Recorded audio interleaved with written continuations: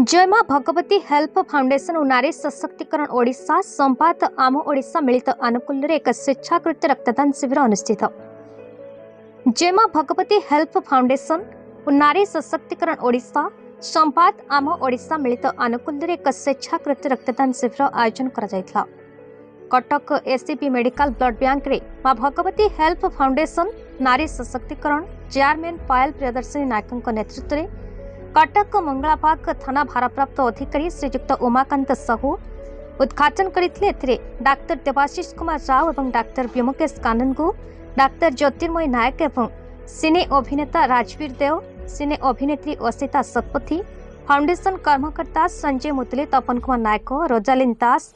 एवं ओडिशा परिवहन चालक संघ खोर्धा जिला सभापति श्रीजुक्त आशीष साहू, ओडिशा ड्राइवर महासंघ महापरिवार चेयरमैन श्रीजुक्त सुमन अल्तिया और ट्राफिक जाम ट्रस्ट सभापति श्रीजुक्त संतोष कुमार सिन्हा, ऑल ओडिशा परिवहन चालक संघ राज्य सभापति Srijukta Deepak Nayak, all Odisha mini truck owners association Srijukta Sushant Kumar Rana और Odisha driver helpline group driver भाई मान सहयोग में रक्तदान कार्यक्रम संपादन करा।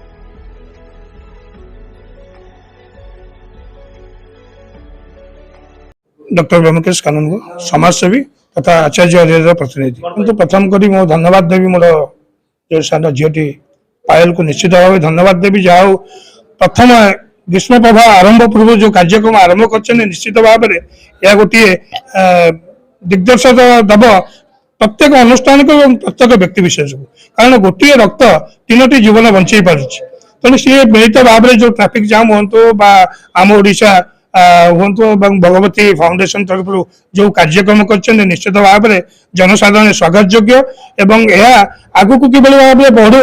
यही सब कार्यक्रम ये खरा दिन में सी आगु को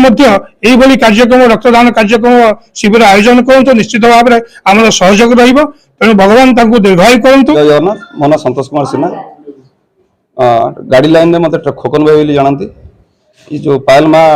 आम सागर कंटाक्ट कले कौन या विगत दिन में आर रविवार गत रविवार आमर 6 नंबर मेडिकल होता कैंप तो ये कैंप प्रसार प्रचार है माँ आम सागर देखा साक्षात कथबार्ता फोन रहा ये करने चाहूँ आम कह संपूर्ण सहयोग दबू ये आसिक पहुँचला कारण रक्तदान महत्वदान ताठू बड़ बड़ ना विगत दिन में गोटे रक्त देले गोटे जीवन बंचुला कालक्रम रिसर्च हो गोटे रक्त दुईटी जीवन बंचला तापर आहरी अत्यधिक मानने रिसर्च हो कालक्रम गोटे रक्त देला 3टी जीवन बचाई पार्छ ताठू बड़ कथा किसी ना से ट्राफिक जाम परिवार सदाबले सब जगह समस्त सांगे अच्छी रही रक्तदान समस्त की करूँ कारण कहार केत जीवन चलीज से कहीं कि आम गोटे बुंदा रक्त 3टी जीवन बची पार्छ बड़ कथा कहीपर। मो ना डॉक्टर देवेश कुमार राउत मुझे प्लास्टिक सर्जन आज सर कौन कहिबे आज जो रक्तदान शिविर करा जाय मां भगवती हेल्थ फाउंडेशन तरफ कौन कहिबे आज मां भगवती फाउंडेशन तरफ आज एससी मेडिकल भितर ब्लड बैंक रे गोटे स्वच्छाकृत ब्लड डोनेशन कैंप ऑर्गेनाइज करा जायछि एथिपई मैं यार मुख्य मोर पायल मैडम को धन्यवाद जनाउछि से जो समाजसेवी सदाबले से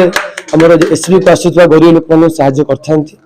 एटा मो बारंबार आगु थाने देखि आछु सब बेले मो आशा करछु से ताको कार्य आगु मध्ये कंटिन्यू जारी रखिबे। नमस्कार मु असिता शतपथी आज भगवती फाउंडेशन को आसिकी निजे को बहुत धन्य मन करुच्ची जहाँ एत बड़ काम एत बड़ समाजसेवी लोक मान सेवा करने बहुत छुटिया कथा नुहे। पायल मैडम को फास्ट धन्यवाद दी पायल मैडम को सी माने निजे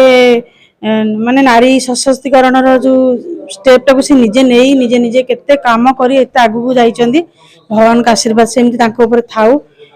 तो सी मत आज जिते ये डाकी बहुत धन्य मन कर बेसी धन्यवाद। तो मु रक्तदान तो महत्वपूर्ण तेणु सी जो एत बड़ कामटे करुँच बहुत बड़ कथा आज्ञा सी समस्ते आसतु रक्तदान मान रक्त दिंतु आ शरीर सुस्थ रहिबो समस्ते भी से रक्त बुंदिया रक्त रु लोक माने केते जो उपकारिता हेबे सेडा तो जानिथिबे समस्ते। कटक दामोदर बोरांक रिपोर्ट भारत न्यूज।